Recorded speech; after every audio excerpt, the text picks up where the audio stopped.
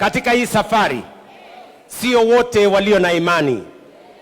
Wachache wako na imani, wengine wako na dukuduku, wengine hawana imani. Lakini mimi nashukuru Mungu kwamba leo tuko na uongozi ambao uko na imani ya kwamba inawezekana.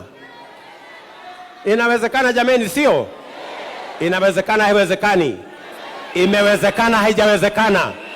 Watu wametoka kwa Salamu wameingia estate, hawajaingia. Si inawezekana? Munasema tusonge mbele. Nasikizeni, sio kazi inaendelea hapa Mukuru peke yake. Tuko na mahali 200 different sites in Kenya kama hii inaendelea hapa, kutoka Turkana mpaka Kwale, kutoka Lamu mpaka Kisumu. Kuna project kama hizi zinaendelea ya kuhakikisha ya kwamba Wakenya wanapata makao. Mimi nawaulizeni Wakenya ndugu zangu, let us have faith.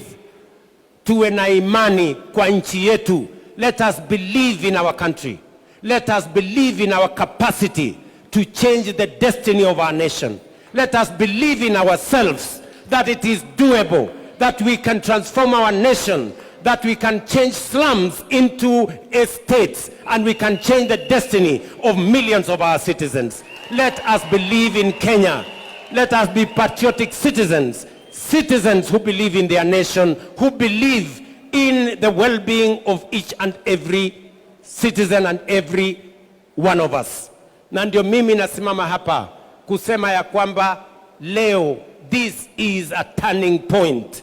Wale hawakukuwa na imani ya kwamba inawezekana, mimi nawaambia watu wa Mukuru, inawezekana, haiwezekani? Inawezekana, haiwezekani? Munasema tuendelee, tusiendelee?